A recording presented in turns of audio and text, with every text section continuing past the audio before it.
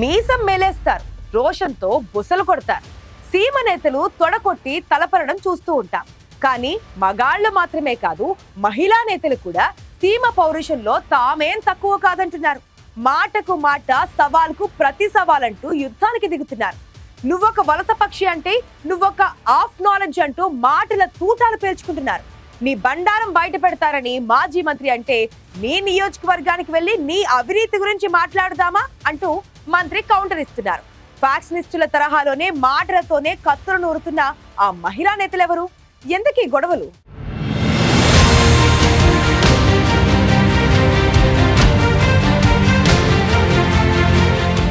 మీ ఇంటికి వస్తా, మీ నట్టింటికి వస్తా, ఇలాంటి డైలాగులు ఫ్యాక్షన్ సినిమాల్లోనే వినిపిస్తూ ఉంటాయి. కానీ అనంతపురం జిల్లాలో కొందరు నేతల మధ్య ఇలాంటి డైలాగులు ఇప్పుడు రొటీన్గా మారాయి. నిన్న మొన్నటిదాకా తాడిపత్రి మాజీ ఎమ్మెల్యే కేతిరెడ్డి పెద్దారెడ్డి, జేసీ ప్రభాకర్ రెడ్డి మధ్య వార్ ఏ రేంజ్లో జరిగిందో అంతా చూశారు. కానీ ఇప్పుడు అంతకు మించి అన్న రేంజ్లో పెనుకొండ ప్రాంతంలో ఇద్దరు మహిళల మధ్య యుద్ధం జరుగుతోంది.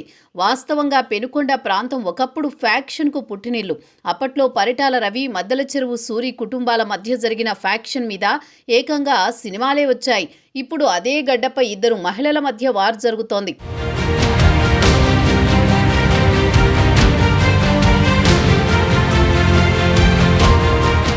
నువ్వా నేనా అన్నట్లు తలపడుతున్నారు బీసీ సంక్షేమ శాఖ మంత్రి సవిత, మాజీ మంత్రి ఉషశ్రీ చరణ్. వాస్తవంగా ఈ ఇద్దరు నేతల మధ్య కనీసం ముఖ పరిచయం కూడా గతంలో లేదు. కేవలం 2024 ఎన్నికలకు 3 నెలల ముందు నుంచే గొడవలు మొదలయ్యాయి. మొదట్లో ఇది పొలిటికల్ వార్గానే ప్రారంభమైంది. కానీ క్రమంగా అది ఇప్పుడు పర్సనల్ వార్గా మారింది.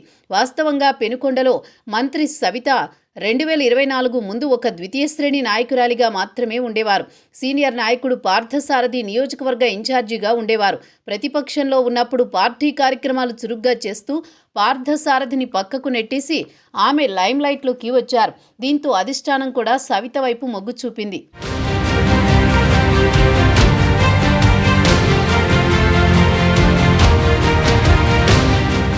ఉషశ్రీ చరణ్ విషయానికొస్తే ఆమె కళ్యాణదుర్గం నియోజకవర్గం నుంచి 2019 ఎన్నికల్లో ఎమ్మెల్యేగా గెలిచారు. జగన్ 2వ కేబినెట్లో మంత్రి కూడా అయ్యారు. కళ్యాణదుర్గంలో ఆమెపై తీవ్ర వ్యతిరేకత ఉండడంతో 2024 ఎన్నికల్లో ఆమెను పెనుకొండకు మార్చారు. ఈ క్రమంలో సవిత, ఉషశ్రీ చరణ్ మధ్య రాజకీయ గొడవలు మొదలయ్యాయి. ఇద్దరూ దూకుడు స్వభావం ఉన్న నేతలు కావడంతో విమర్శలు, ప్రతి విమర్శలు చేసుకుంటూ ఎన్నికల ముందు ఒక పొలిటికల్ హీట్ క్రియేట్ చేశారు. ఎన్నికల్లో సవిత భారీ మెజారిటీతో గెలిచారు. ఆ తర్వాత క్యాస్ట్, మహిళా కోటాలో మంత్రి కూడా అయ్యారు. ఉషశ్రీ చరణ్ ఓటమి తర్వాత తిరిగి కళ్యాణదుర్గం వెళ్లిపోతారని అంతా ఊహించారు. కానీ ఆమె మాత్రం పెనుకొండలోని తన రాజకీయ ప్రస్థానాన్ని కొనసాగించాలని నిర్ణయం తీసుకున్నారు. ఈ క్రమంలో మంత్రి సవితపై ఎప్పటికప్పుడు ఉషశ్రీ చరణ్ పదునైన విమర్శలతో దాడి చేస్తూ వచ్చారు.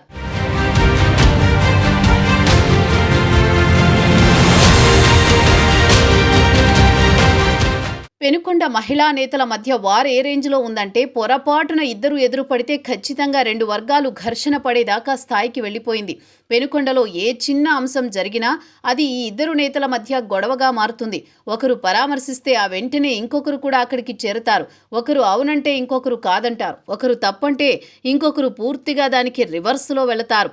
ఇలా ఈ 2 వర్గాలు నిత్యం కత్తులు దూసుకునేలా వ్యవహరిస్తున్నాయి. రాష్ట్రంలో మెడికల్ కళాశాలను పీపీపీ విధానంలో చేపట్టడంపై రాజకీయ వివాదం మొదలైంది. పెనుకొండలో కూడా గత ప్రభుత్వంలో 63 ఎకరాల్లో 470 కోట్ల అంచనాతో మెడికల్ కాలేజీ నిర్మాణానికి 2021 మే 31న శంకుస్థాపన చేసింది.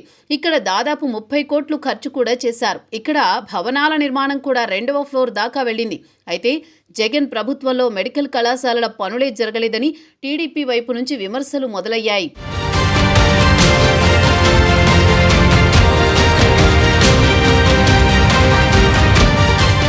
ఈ క్రమంలో మంత్రి సవిత కూడా పెనుకొండ మెడికల్ కళాశాల వద్దకు వెళ్లి ఖాళీగా ఉన్న పిల్లర్ల దగ్గర ఫోటోలు దిగి వైసీపీ ప్రభుత్వంపై విమర్శలు చేశారు. పెనుకొండ మహిళా నేతల మధ్య వార్కి ఇది మరింత ఆజ్యం పోసింది. వాస్తవంగా పెనుకొండ మెడికల్ కాలేజీ పనులు ఎంతవరకు జరిగిందన్నది ఉషశ్రీ వీడియోలు తీసి మంత్రి సవితకు స్ట్రాంగ్ కౌంటర్ ఇచ్చారు. అసలు ఇక్కడ ఎలాంటి భవనాలు లేవని చెబుతున్న మంత్రి సవితకు సవాల్ విసిరారు. అసలు ఇక్కడ కళాశాలే లేదంటే నిర్మాణంలో ఉన్న భవనం పైనుంచి దూకాలని, దూకిన తర్వాత గాయాలైతే ఇక్కడ కళాశాల నిర్మాణం జరిగిందని, గాయాలు కాకపోతే మీరు చెప్పింది నిజమని నమ్ముతామన్నారు.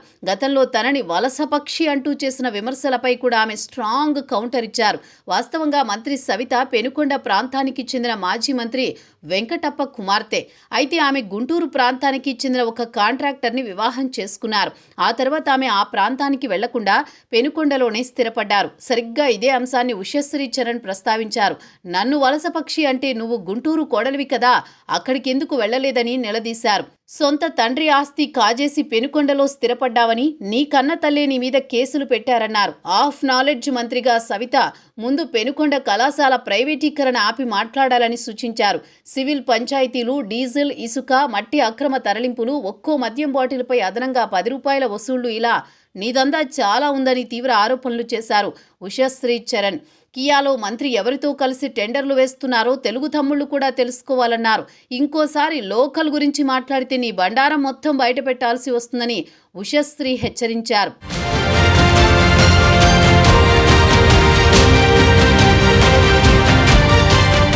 ఉషశ్రీ కామెంట్స్ కి మంత్రి సవిత కాస్త ఆలస్యంగా కౌంటర్ ఇచ్చారు. అసలు ఉషశ్రీ ఎవరు, ఎక్కడి నుంచి వచ్చారన్నది ఆమె ఫ్లాష్ బ్యాక్ మొత్తం బయటికి తీశారు. బెంగళూరు ప్రాంతంలో వ్యాపారం చేసే శ్రీచరణ్ ని వివాహం చేసుకున్న ఉషశ్రీ అక్కడే స్థిరపడ్డారు. కొన్నాళ్ల తర్వాత రాయదుర్గం నియోజకవర్గానికి వచ్చారు. అక్కడ టికెట్ దొరక్కపోవడంతో కళ్యాణదుర్గానికి షిఫ్ట్ అయ్యారు. కళ్యాణదుర్గంలో గెలిచి మంత్రి అయిన తర్వాత వ్యతిరేకత ఉందని 2024 ఎన్నికలకు ముందు పెనుకొండకు వచ్చారు. ఇలాంటి అంశాలన్నింటినీ మంత్రి సవిత ప్రస్తావించారు. అంతేకాకుండా కళ్యాణదుర్గం ప్రాంతంలో ఎన్నికల సమయంలో అప్పులిచ్చిన సొంత పార్టీ నేతలపైనే కేసులు పెట్టించిన చరిత్ర నీది కాదా అని నిలదీశారు. కళ్యాణదుర్గంలో చెరువులను మింగి రియల్ ఎస్టేట్ వ్యాపారం చేసింది నువ్వు కాదా అంటూ విమర్శలు చేశారు.